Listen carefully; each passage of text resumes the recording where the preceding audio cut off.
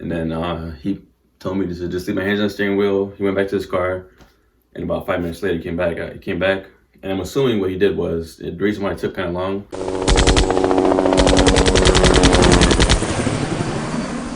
What's going on, guys? Guns and Trails. I'm Jimmy, back again with another gun video. This is a hit or miss, and I'll explain in a minute.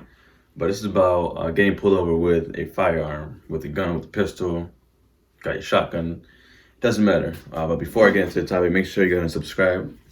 Make sure you go ahead and aim, point, shoot, like in that like button. I'm not gonna add that part out.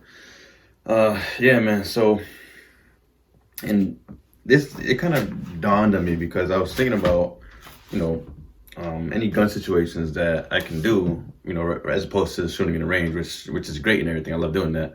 But talking about something that's important when you have one of these bad boys, and this is my EDC, my everyday carry, my Ruger LC9, nice compact pistol, okay, empty.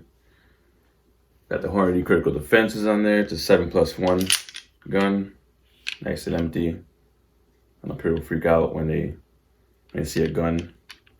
Anyways, so when you get stopped by the police, by the popo, when you have one of these, if you're an LTC carrier, this applies to you. If it doesn't, I suggest you kind of skip on to the next video, whatever you see on YouTube. This is for the responsible citizens of the U.S. states, right? Anyways, so if you get caught with a pistol, number one, where do you put it? Of course, put it where it's the most common place to put it, which is your glove compartment. A lot of people, they put it, I think, like next to on the bottom of their steering wheel on the right or left hand side. Sometimes I keep mine right in the center console where it's it's quick and easy. If anything was to go down. Now, as opposed to getting pulled over,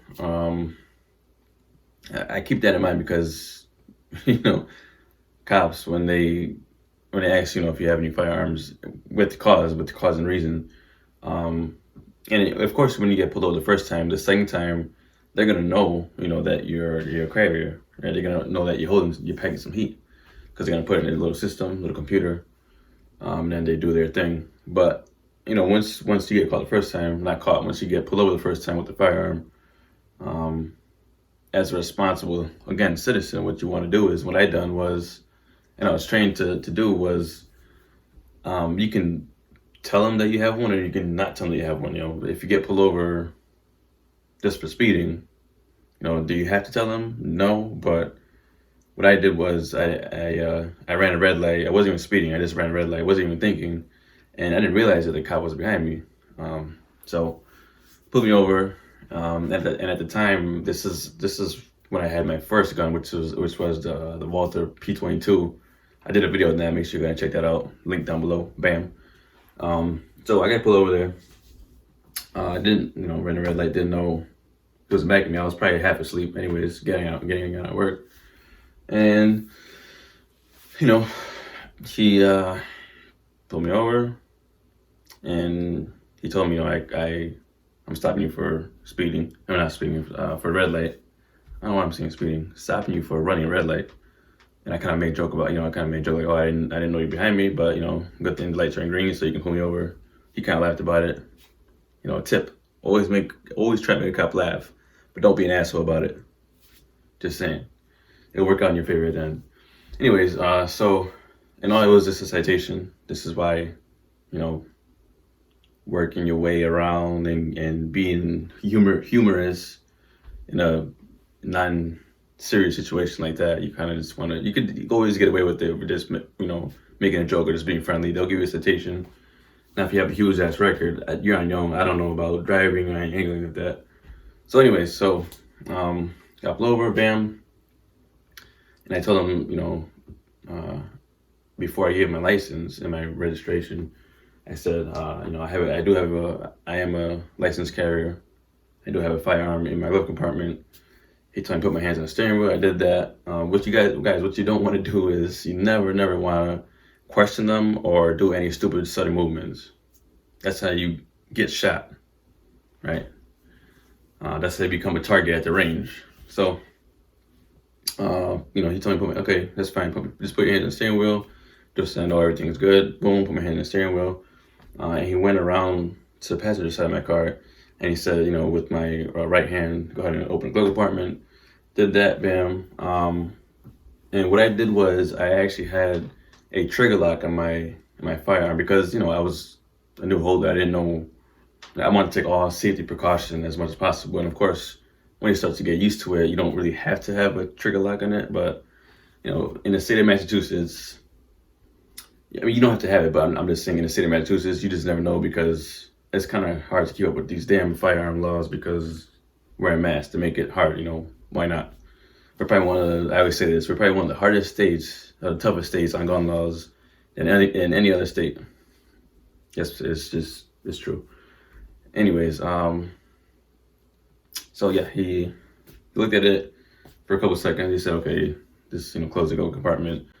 And then he told me to just leave my hands on the steering wheel. He went back to his car, and about 5 minutes later, he came back, and I'm assuming what he did was, the reason why it took kind of long, it doesn't take 5 minutes to write a ticket. You can write the ticket in 2 minutes. What I know he was doing, he was putting that I was an LTC carrier in the system before, giving me my citation. And it's protocol, I get it, they have to do what they gotta do. And came back out, boom, my citation. He said, just don't run any red lights, you're fine, you're free to go, bam. I said, thanks, asshole, give him a middle finger. No, I'm just kidding, I didn't do that. But, I said, all right, cool. And I was on my way. So, again, this goes back to what you should do. That's what you should do. Now, what you shouldn't do, if I was having a bad day, what you guys want to separate is if you're an LTC carrier, and this I'm saying, the responsibility is on us. Like, it's on you. No matter what goes down, it's in your hands. You're the one with that piece of metal. And if you decide to make any stupid movements, and another thing, my gun was, the magazine was out. I had it right below it, but it was out. You can leave it. You can leave it on in the gun. It's fine. Again, check your gun laws. I'm not sure because these things change like fucking clothes. They'll change. It seems like almost every day, but I'm exaggerating. But just again, check your gun laws before you. If you're a new holder, check your gun laws on carrying while operating a vehicle. So yeah, that's what I'm saying. That's what you should do. Now, what you shouldn't do, I could have easily had a bad day and not separate myself from my anger with my firearm because that's what you don't want to do. So, like I had a bad day and said, why you pull me over? Right? He said, you running red light. I said, no, I didn't. I could have said, no, I didn't. Clearly, I know I did. I was probably afraid that I was gonna get a ticket, right? So I could have said, no, I didn't. You're lying. And it would have been some commotion back and forth. And at the time, if he suspected that out of anger, out of frustration that I showed him, he could have, asked, okay, well, step out of the car. Or he could have said, do you have any, firearms in the car? Are you intoxicated? Anything like that. Because when you just act sketchy and you act pissed off, then they're going to speculate, like, okay, this guy's acting like a weirdo. I got to see what the fuck's going on, right? So he could have said that. He said, yeah, I have a gun. What? I'm licensed to carry, so what? I can do that. It's my right. And I could have just went down that path, and I'm pretty sure you guys know how it would have ended. So,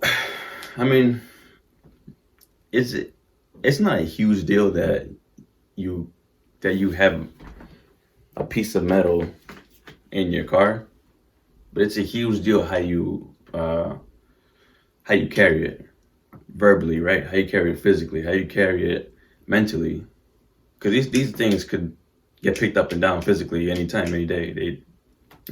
Whatever. But it's how you carry it. It's a mentality thing. If you know that you're having a bad day and you see the blue lights, that's when you kind of got to separate that anger from what's about to come. And as little as running a red light, or as big as getting in a bar fight and running when the cops told you to stop, right? I mean, it depends on how you go about it, because yes, you're allowed to carry this. Yes, you're allowed to hold this and conceal this outside or inside the waistband.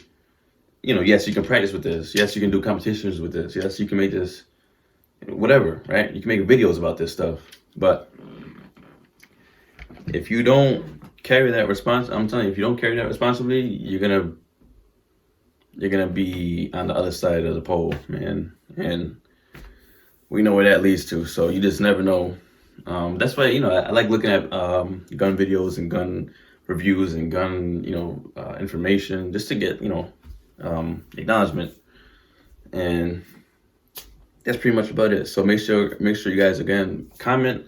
Let me know what situations you got pulled over in. And again, I'm not saying to, tell me that you just did 20 at the pen. I'm just saying, it's small situations where, a cop asks you if you had a firearm, how you went about it, and what happened there. So,